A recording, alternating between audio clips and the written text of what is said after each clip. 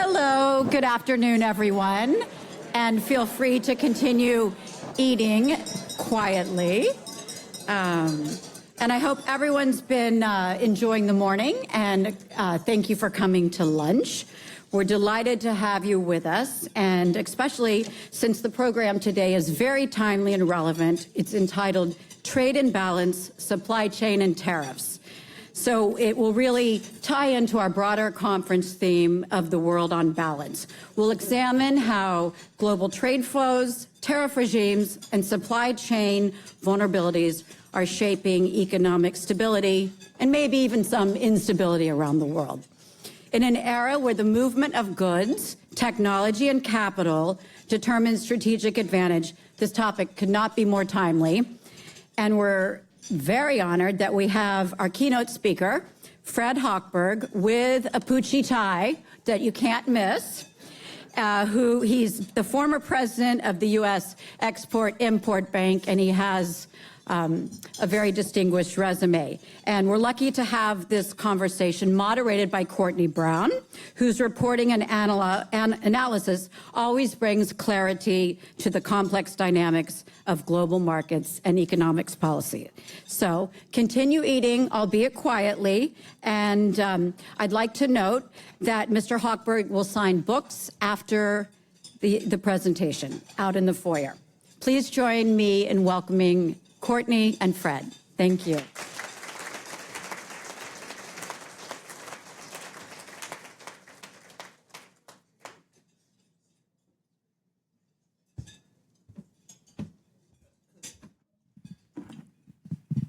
That tie really is something. I wanted to make sure people in the back corner can see it and pay attention. They can see it. I've never had a necktie introduced in a speech, but as Nicole said, there's a first for everything, and this is it. I'm going to introduce you, Fred, but I want to say off the bat some housekeeping. I want this to be a conversation with Fred and a couple hundred of his closest friends here. So I'll ask a few questions, but the less I can talk, the better. So I'll be opening it up to Q&A, and I hope it can be an engaging conversation with the whole room. Okay. I have the great pleasure of introducing you. You are a world record holder, right? No, you are. You were the head of the Export-Import Bank through both of Obama's terms, 8 years, 2009 to 2017. No one before and since has held the role longer. So that's cool. I hope you got plenty of Seinfeld, George Costanza, import-export jokes, Art Vandelay. I have a few for you later. I often call myself the longest serving, in many ways, the long-suffering chair of Ex-Im Bank. Oh, okay. Well, that was not your first stint in government. You served in the Clinton administration, deputy and then acting leader of the Small Business Administration. Aside from your time in government, you were in academia. You were the dean of the New School. And I can personally attest that the New School students are far cooler than the NYU students where I went. The coolest group of kids in the Greenwich Village. I know you also went to NYU, so maybe you agree. Agree. Okay. Your book out there is called Trade is Not a Four-Letter Word, How 6 Everyday Products Make the Case for Trade. One of those products is my absolute favorite, the Game of Thrones. You talk about the Game of Thrones in your book and how it fits into the global trading system. If anyone was on the fence about reading your book, Game of Thrones is a good selling point. It was published in January 2020, right before the world changed forever in ways that we're going to talk about today. So to sum it up, the one thing that everyone needs to know about you is that you've had a front row seat to global trade dynamics, and you really understand, and you've played an active role in how trade affects American communities. Is that fair to say? It's very generous. Okay. Well, I will just add, when Lyndon Johnson was once introduced at Baylor College with a very warm introduction like that, and he responded, he said, "My father would have liked it, and my mother would have believed it." I think I would say that about my introduction. I was like, wow. Exactly. That sounds good. Okay, to the topic at hand. In your book, You talk about the importance of global trade, of globalization, the positive impacts of trade and free trade that it has had on our everyday lives. And on your website, it says there is no going back. But Fred, it feels like we're going back, given the tariffs that are in place now, the highest in a century. Discuss. This is like when you're in college. I never will forget when you say discuss. When you had a lazy, not that question, but when you had a lazy history teacher, and he would say the Holy Roman Empire was neither holy nor Roman an empire, discuss, and then he walked out of the room and you had 3 hours to write the essay. I felt like he could have done a little better than that. It feels like we're going back. We are certainly going back. I don't know if we're going back irrevocably, but I would say I believe tariffs are here to stay for quite some time. And I would say for two particular reasons. One, we will get addicted to the revenue that those tariffs are generating, and therefore Congress will have a hard time pulling them back. I'll give you one thing I mentioned in the book. We have a very high tariff on children's clothing and shoes. We do not make children's clothing and shoes, but when we've talked to, and it really hurts working families in particular, shoes are one thing you cannot really hand down to your younger brother or sister. But Congress has said, well, where do we get the $12 billion to reduce that tariff? So I think we're going to have a very hard time from a revenue point of view getting rid of the tariffs. And secondly, those industries and companies that are getting some protection from the tariffs, I promise you they will lobby up, arm up, and make sure that they never get changed. So I think they're going to be, I think regrettably, we are going to be living with them for quite some time. That doesn't mean globalism is over. That doesn't mean trade is over. But there'll be a lot more friction than we've had in the past.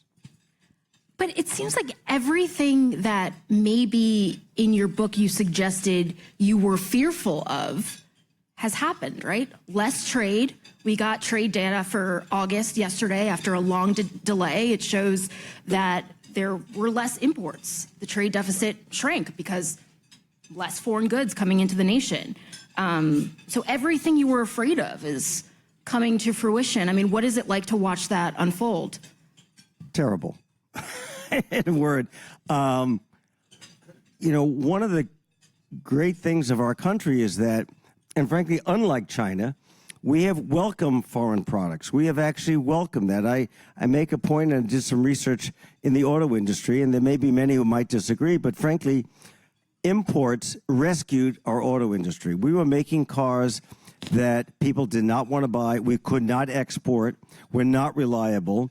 And foreign competition, and frankly, they were companies like BMW, Mercedes, Volkswagen, Honda that build the cars here, created a up the game of what we had to do to make American cars. So we have benefited, and which is why I wrote the book.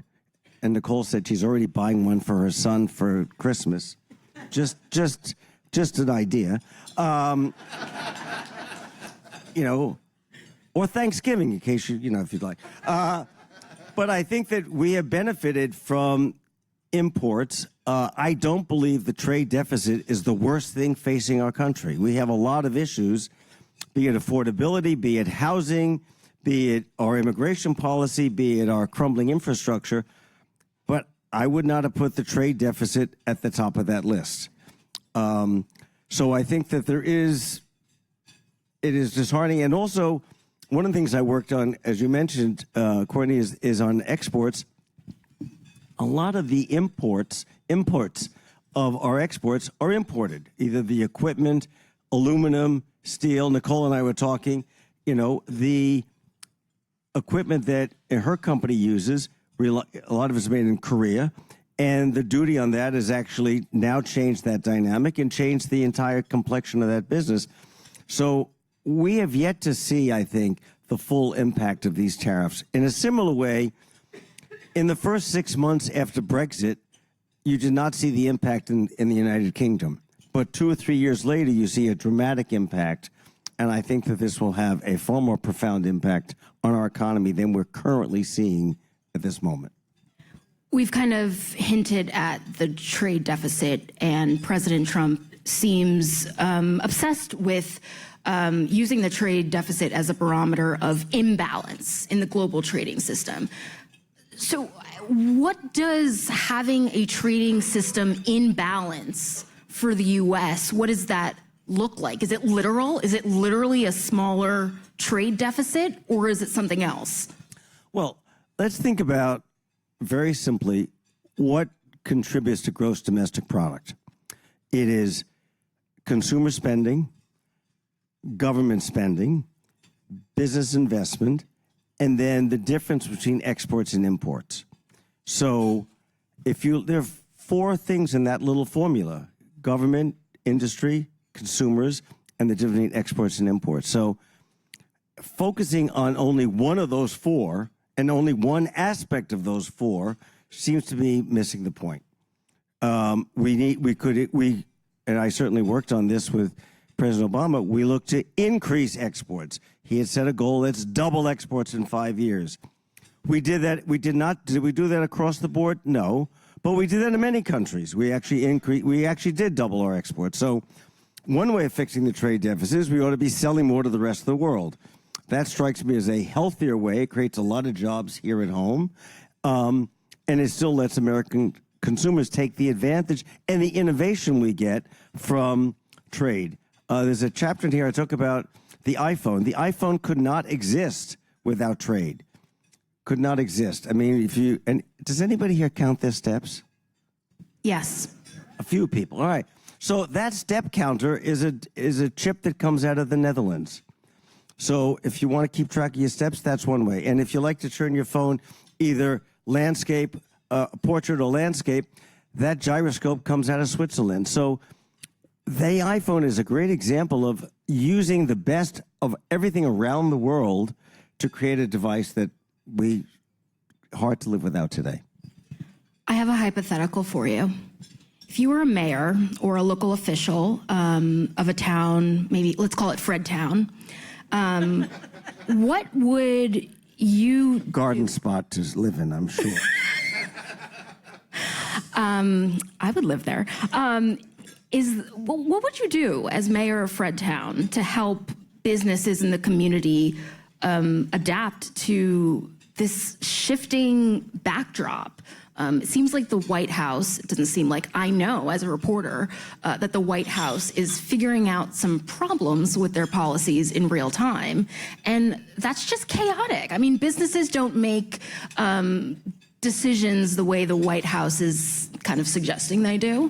So how do you help businesses adapt in Fredtown? Well, I often quote a friend of mine, Dave Cody, who used to run Honeywell. And he said to me many years ago, he says, capital is a coward. Capital is a coward. Not capitalism, but capital. People are not going to invest in a highly uncertain environment.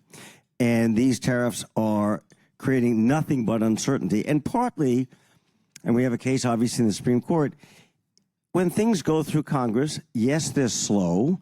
Yes, they're deliberate. Yes, there's a lot of pulling from different aspects. However, you get a general sense of consensus because you've got a lot of inputs, and you can understand some of those drawbacks. That's not the case we're having today. As we all have seen, it comes from the White House. The president is making that decision, and it has been a little erratic in terms of whether we impose tariffs or not. I mean, we're going to be more than a one-trick pony. We have other things we can deploy with other countries than simply raising and lowering tariff rates or raising and lowering barriers to trade. So if I was in Fredtown, I think I should take a look at that. In Fredtown, I think one of the hardest businesses that's really been hurt by this are small businesses. If I'm Walmart or Costco, I have more ability to divert my supply chain elsewhere in the world if I'm having trouble in China. If you're a small business, it's a lot harder to move those supply chains. And secondly, give you one other example why supply chains.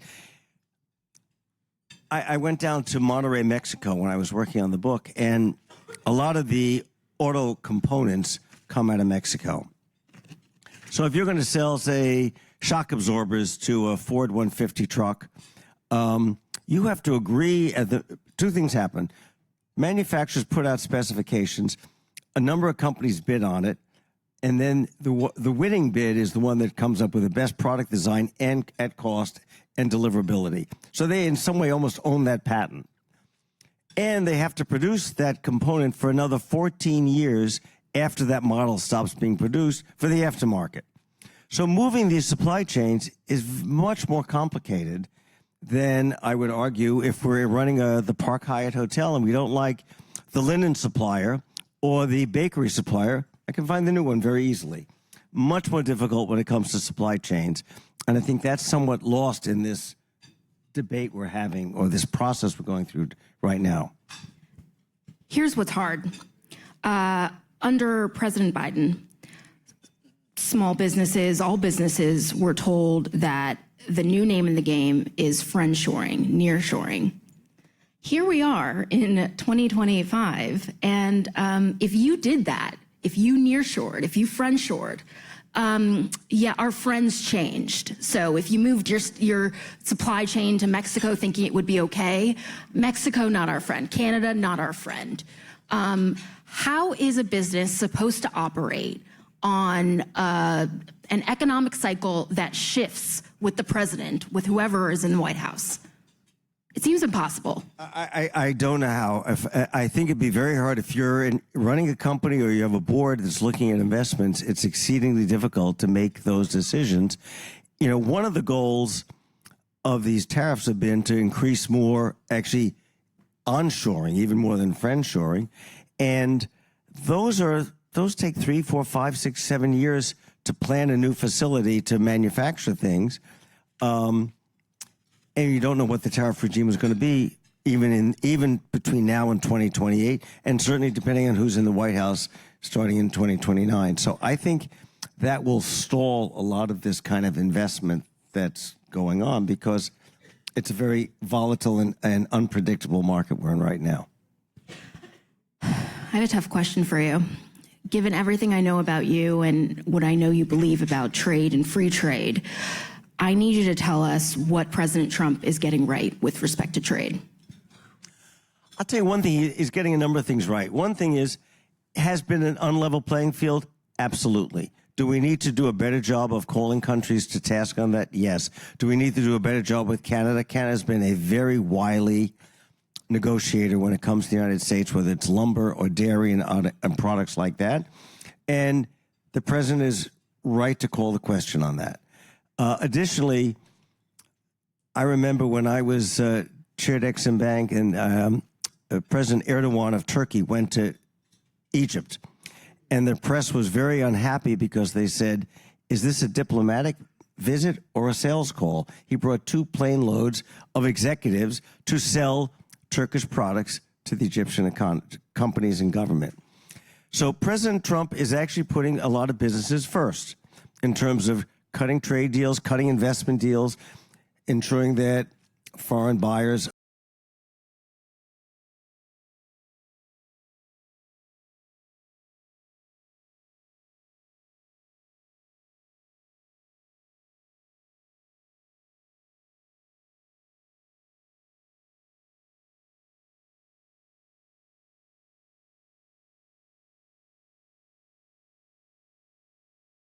people want to do business with you. And that is something President Trump has done and done very well, and is something that Democratic presidents have always been. They don't want to pick winners and losers. They don't want to be too close to the corporate side. There are a number of those things, but frankly, that's what we should be doing. I'll give you, it's so easy not being in government. Just talk. Keep talking, Fred. Tell us everything. President Obama was pushing the Trans-Pacific Partnership, and he was in Vietnam. I was not on that trip, and he was talking to a number of people at Boeing and a number of large companies and wanted them to support the Trans-Pacific Partnership. And I was told, to his chagrin, they said, well, that's good, but we need the Export-Import Bank. And at that point, the Republicans had shut us down for 5 months. So, yes, if I'm a CEO, Trans-Pacific Partnership is really good for the next 5 years, but for the next quarter or 2, I need the Export-Import Bank. So they were more transactional, And I think he had his initiative. They had their initiative. And I think that President Trump, and frankly, the Export-Import Bank, when I was there, as I said, I called myself long-suffering because we were constantly having to get reauthorized by Congress. We were one of the very few what they call sunset agencies that unless Congress reapproves you and reauthorizes you, you can't operate. And it's not easy to get Congress to actually pass a law and agree. So it very much hobbled us. So... Did you say it's not easy? It's not easy to get Congress to agree? Well, we got a unanimous vote this week, so it depends on the issue. Sometime we can get a unanimous vote. There are legitimate security concerns, I think many of which were exposed by the pandemic, are over-reliance on supply chains controlled by China, other foreign nations. So how do you balance what are perhaps legitimate national security risks with, more of an open trading, free trading system? How do you think about that? So I think there are two things happening with COVID and the pandemic. One, part of it was we did not have sufficient supplies. If you're living in an area and there's going to be a hurricane or some bad weather, what do? You make sure the car has gas. Make sure you have a few canned goods in the house. If you have a generator, make sure the generator can operate. So we had a pandemic. We did not have surgical masks. We didn't have gowns. We didn't have those things. Those things we're never going to make. But what we did not have is we had empty cupboards to supply ourselves for things like that. So that's one thing. In terms of national security, I think we've learned our lesson from just in time to just in case, people say. So in terms of national security, in terms of where we had the Chips and Science Act, you know what? We cannot rely on all the chips that we use in American equipment, automobiles, airplanes, and so forth, all coming from Taiwan or Korea. We need to have more of those resources here. So that was one way of doing it, is the Chips and Science Act. There are other ways of providing some loans or other guarantees that would make sure that companies engaged in national security that we make it very hospitable here. The reason all those chips went to Taiwan and Korea is because they gave great incentives. They gave great incentives to move that industry there. We need to do a similar thing here on critical industries. I have one more question, and then a couple hundred of our friends will ask their questions. The Supreme Court, I wait with bated breath every Monday at 9:30 for them to list their rulings. We're waiting for a big decision on whether or not President Trump can move forward with the lion's share of his global tariffs. And what's been remarkable to me, and I've done a ton of reporting on this, is the small businesses that have really pushed this to the forefront. It's not large businesses that brought this to the Supreme Court, it's small businesses, and it's just remarkable. What could the ruling change? Because every time I ask a White House official what happens if the ruling doesn't go your way, they say, don't worry, we've got a plan B, and we will just reinstate all of the tariffs under a different trade authority. There are a number of other trade authorities have to do with anti-dumping and national security that they could have used. They are a little more restrictive because you might have to use 3 or 4 different statutes to accomplish what President Trump is trying to accomplish through this international emergency IEPA. Economic Powers Act. Economic Powers Act. IEPA. I'm not a lawyer. I'm not a Supreme Court watcher. But from what I understand, there's a very good chance the Supreme Court could say that this is not in the law. It came up over and over again that a tariff is a tax. Even from some of the conservative justices. Right. And a tax policy comes out of the House, not even the Senate, but out of the House first. So I think there's now the question is, what is the remedy if that goes down, even if the next day the White House and President Trump enact tariffs using 3 or 4 different bills? I don't know whether what you collected under a previous bill that was declared invalid carries. How do you refund those funds to the because they were paid by the importers. They were paid by whether it's the Amazons or the It's going to be a small mess. businesses. If that happens, it's going to be a mess. It's a giant mess. And I think part of the problem, I know I sound a little critical on this, but I mean, the reason you have a process, the reason you bring in 6 or 7 agencies to discuss things is to look at what could go wrong if it doesn't happen properly. I'll make a crazy analogy. If you looked at Brexit, one of the challenges Brexit had was, what do you do with Ireland? Because you have Northern Ireland and the Republic of Ireland. One was in the EU, one was not. I suspect when they were hatching the plan for Brexit and they're sitting around 10 Downing Street, nobody from Ireland was in the room, or nobody who understood the Irish situation was in the room.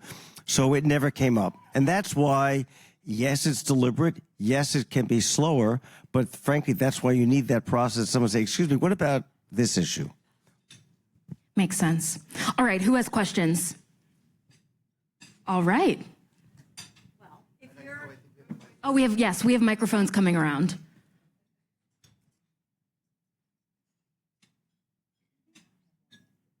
Okay. So Fredtown sounds like Funtown to me. But to your constituents in Fredtown who import and export, what advice would you give them vis-a-vis the weak dollar? Because they're obviously benefiting with exports, but it's hurting them on the import side. And as maybe a quick follow-on, you mentioned when you were working with President Obama to increase exports. Did you give any thought to the currency? Thankfully, the only person who can talk about currency issues is the Secretary of Treasury. And then if you ask the Secretary about it, he says, I'd rather not talk about it. So it's a little catch-22. Clearly, the value of the dollar has a lot to do with our exports. And a lot of global exports are priced in dollars, whether it's oil, airplanes, many products are actually priced in dollars. I think, I mean, what the White House's view is, we're going to raise tariffs, we're going to reduce taxes, we're going to reduce regulations, and on balance, companies will do better. Well, you know, on balance, if I have one hand on the stove and one hand on an ice cube, on balance, it's comfortable, but not that comfortable. And and that takes a lot of time. So I think the challenge, as you mentioned, Nicole, is how, and particularly if you're a small business, and when I ran the Export-Import Bank, over 90% of the clients were small businesses. They don't have the time. You can't say, well, I can ride this out, and I know my taxes will, you know, I'll give you a quick example of the automobile industry, which complained about high tariffs. And then the president also reduced the CAFE standards, which is the emission standard. So they paid an extra $1 billion in lost profits due to the tariffs, but they figure they've gained up to $4 billion by not having to comply with CAFE standards. So if you're a larger company, say, all right, on balance, I can get through the next couple of years because it's going to be better. If you're a small business, that's much, much harder. Okay, we have a mic right here, and then this gentleman next. Canada and steel imports. You're the bravest speaker I've heard, because you've actually said, you know, it wasn't such a good deal for the U.S. with Canada. But the amount of steel that we import from Canada is so big. They've got a hydropower advantage, but I'm trying to figure out what else they have. And is there any shred of transshipment going on in that? So, by the way, most of the steel we use in this country is actually recycled. We actually have a lot of the steel we use is recycled steel, recycled aluminum. So yes, Canada has a huge advantage with hydropower, and I don't believe we have to make everything ourselves. In other words,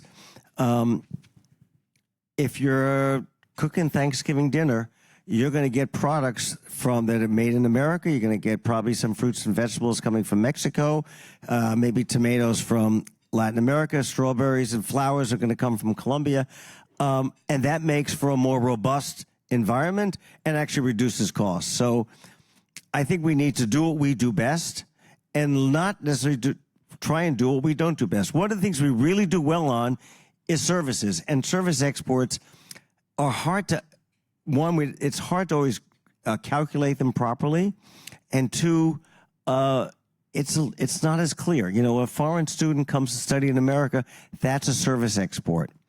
We do financial services overseas, sell insurance. That's a service export. Tourists go to Disney World. That's a service export. So I think we often we think about only things we can touch and not look at. We are the leader in services, the leader in service exports. And I would even argue, because they're hard to calculate, our exports may even be higher than we think they are, because there's a lot of leakage, particularly when it's talking about services. This gentleman right here. I got you. Okay. Thanks. Paul Nugent, Southeast Connecticut. As you'll guess, I love your Brexit analogy. I'm going to push it a little further. No doubt there was no Irish people in the room when the Brexiteers were doing their craziness. But finally, the Ireland, the border issue got their attention when the Germans and the French said, we stand with Ireland. Who's going to stand up against U.S. tariff policy? Or is there any interest in, say, in Europe or in Asia to stand up against that other than China, I guess? I think that, thank you for that. I think that is the big challenge. I mean, if I was to think through what are the largest issues we really have in the next 5-10 years, it's China. And the way I have felt for the last decade, the way to push back on China was to create a better coalition. And coalitions are messy. I mean, if you're going to go out to dinner with 4 people, it's much more difficult than if you just have them to your house and you cook whatever you want to cook. But I really like Italian. I'm on a low-carb diet. I don't eat gluten. That restaurant's too noisy. Coalitions are hard.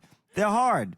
They're much harder to finesse. But if we really want to be effective with China, that's one thing we would need to do. And by the way, it wasn't a question, but I'm going to throw this out. I think what China has done on rare earths is very risky to China in the following way. If you remember the oil embargo in the 70s, anybody here alive in the 70s? That oil embargo and the unreliability of getting oil from the Middle East said this is an unreliable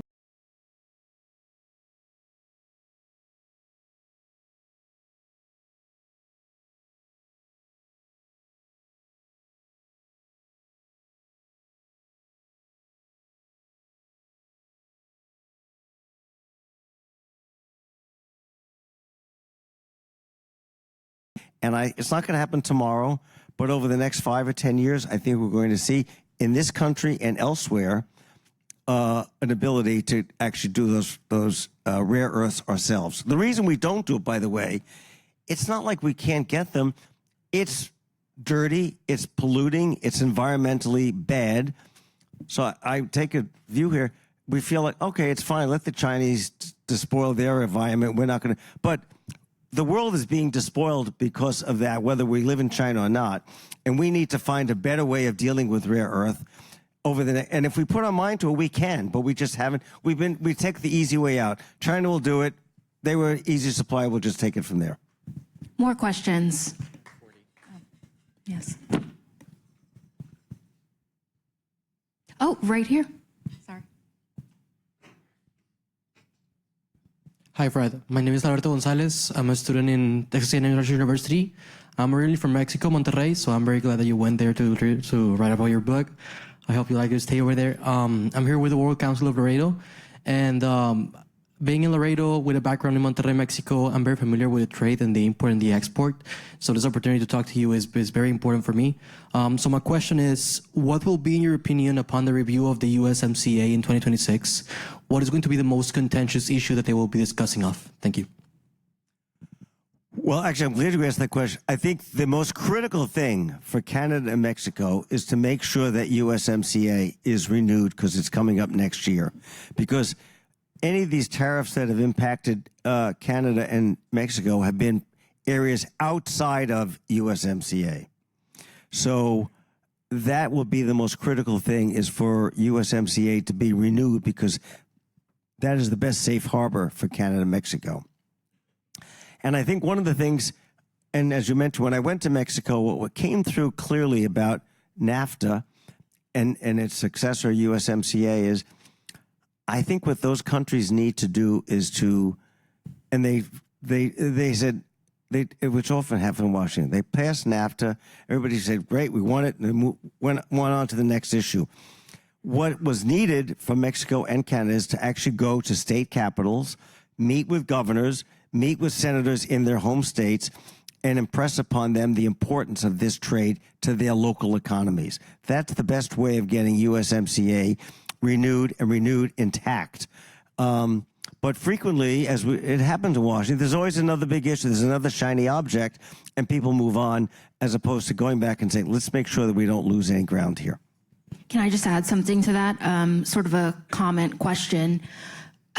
My sources are skeptical about the future of USMCA just because it was the greatest trade agreement ever negotiated in the history of mankind. I know. Egg face. Anyway, up until this point, we have not seen President Trump engage in any other type of trade deal that is not bilateral. This man does not like a trade deal that's not one-on-one. It seems like President Trump thinks that the more that you open it up to other nations, the more chance you get to, I don't know, not get the best deal for the U.S. Is there any merit in that type of thinking? You know, Tom Friedman wrote the other day, was in a piece, and he said, you know, if you're in real estate, as President Trump was formerly, what is the key 3 words? Location, location, location. If you're in international diplomacy, what are the 3 key words? Leverage, leverage, leverage. So I think that, yes, President Trump, it's much easier to just pound one person one-on-one versus having to fight or deal with 2. I mean, the USMCA has the advantages. It is Canada, Mexico. It was not its history.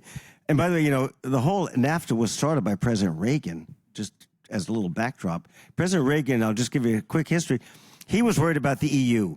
And he said, we need to get something that makes sure that we can be a force against the EU coming together on trade. So he kicked it off. George Bush actually did all the negotiation. President Clinton was only happened to be in office when it got passed by Congress. But people think of this as a Clinton issue when really it went back to Bush and Reagan.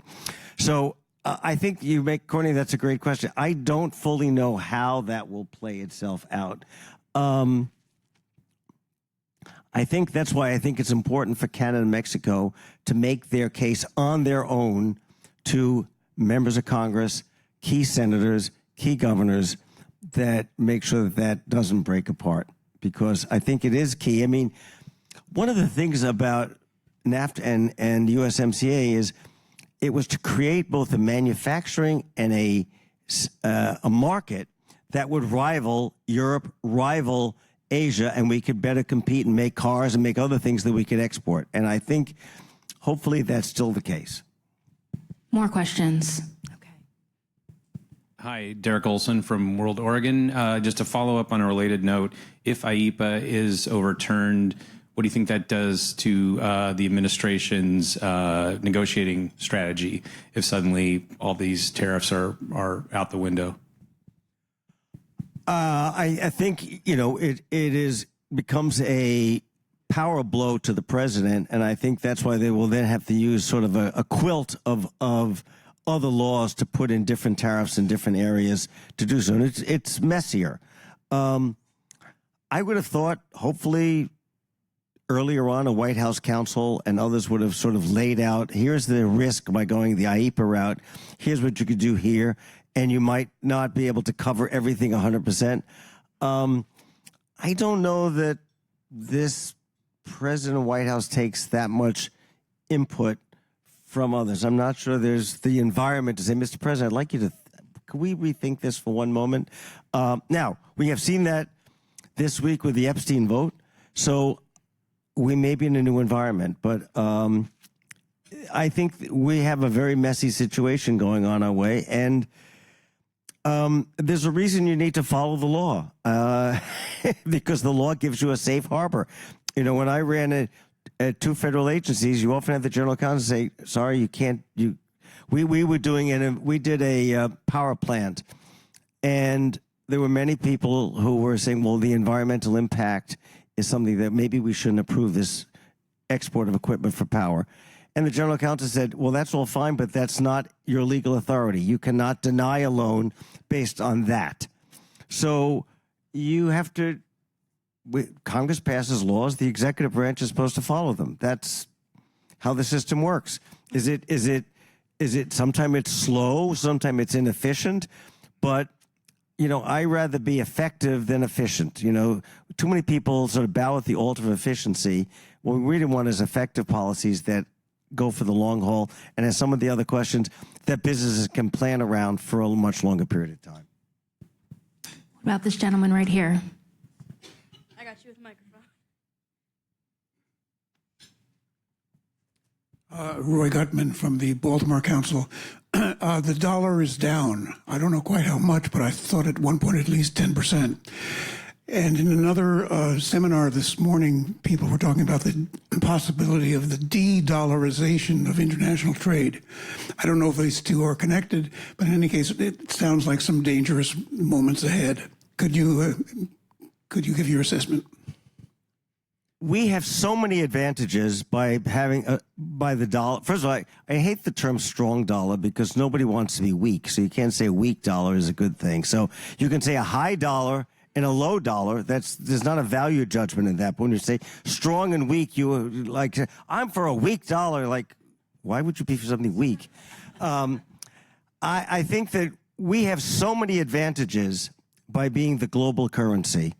And it will be much harder for the EU and the euro or the RMB to replace that. RMB, I think, because there's no transparency, and therefore that's not going to be a reliable currency. And the EU, with 30-odd countries, makes it much more difficult. But I think we keep putting it at risk by doing things like lowering the value of the dollar or end these tariffs. And sometimes we're a little too quick, knee-jerk, to impose sanctions. And I think those are risky things to the dollar supremacy. But the advantages, I think it was the French, I think it was Mitterrand who said we had an extraordinary, lavish, extravagant privilege by having the dollar being the global currency. And I think that if you were to poll another 180 countries, what they would give to be the global currency, and we are treating it like it's fine. And I think that's a mistake we're making. Threatening to fire the head of the central bank does not help on the weak dollar de-dollarization front. We have 2 minutes, plenty of time for more questions, if anyone has any. Oh, over there. Okay, yeah. And here, we have 2 more.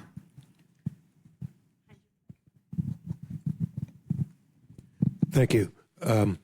My understanding is that the current law on tariff, there is a provision that the Commerce Department can identify products that are being unfairly traded, and we can then establish tariffs. Is that the fallback position if the Supreme Court rules against the other stuff? Or are they looking at some other way of doing it? Well, that's one of them. It'd be anti-dumping is where, and frankly, China's been a bad actor in this regard. I mean, China, in order to keep its economy humming, has pushed their exports around the world, dumped their exports around the world. And just as an example, particularly on electric vehicles, they are producing them at a rapid rate, and they are flooding the market and flooding particularly developing world with electric. I was in Brazil last week, and I got in this Uber, and I said, this is a really nice car. What is this? It was BYD. It was Build Your Dreams. So just as a little aside, that's one of the risks we run, is that we're going to be just sort of push American cars out of the market over the next 10 years because we're really not, we're enfranchising and discouraging electric vehicles. So Commerce has a number of things. Anti-dumping is one. National security is another. So there are a number of things that they will deploy. And that's, I think, the reason I would hunch President Trump did not use that, because it's like a quilt. He'd have to use different laws for different types of products and situations. It looked more cumbersome. The way one source put it to me is it's the difference between having a tariff switch in the Oval Office with IEPA and, the very complicated process that Fred is describing with respect to Section 232, Section 201, those types of trade authorities. You have to get, and as Courtney said, when you put those in place, you have to get comment. The public gets 90 days to provide comment and give input. Now, does that slow things down? Yes, but the whole point is you want to know how are you going to impact this, as opposed to, I think you're perfect, it's an on-off switch. Yeah. I think Last question. So it's not a question, it's a request that you close by giving us the best elevator pitch for that free trade is good for America. We can all... Okay, that's Perfect. Wow. Well, I'll give you the example of the opposite of free trade. Would you like to be North Korea? Would you like to be Venezuela? You look at countries, they have a surplus, and they also don't like products, global trade coming in. The best reason for global trade is we have had a most innovative economy. We have had the strongest economy. Let me give you a data point. In 2008, 2009, the financial crisis, the EU and the US, our economies were at par, about the same size. Today, we are 80 to 100% larger than the EU. So our trade policies somehow did not hurt the fact that our GDP has grown at twice, we're now twice the size of Europe, and a much stronger economy as a result. Are there problems? Of course. Should we have dealt better with people who got disenfranchised by trade, got hurt by trade? We have laws on the books. It was hard to get them passed, but we need to do a better job of training people, preparing them for what's ahead. And frankly, to close it, with AI, we can build all the factories we want in America. Frankly, there are not going to be a lot of people running them. Even 15 years ago, I went to Caterpillar's plant outside of Indianapolis, where they make locomotives. And I walked through the plant and I said, "Is it lunchtime?" He said, it's 9 a.m. What's going on? He said, "That's how many people work here. It's so automated, we have less and less people." So we need to think about how we're going to employ people for the rest of the 21st century to because work is a way of having a productive life and a life with a sense of values. And I think that's what we should be focused on, not worrying about a bilateral trade deficit with this country or that country. Thank you so much. Thank you for allowing us to have lunch with you all. Good.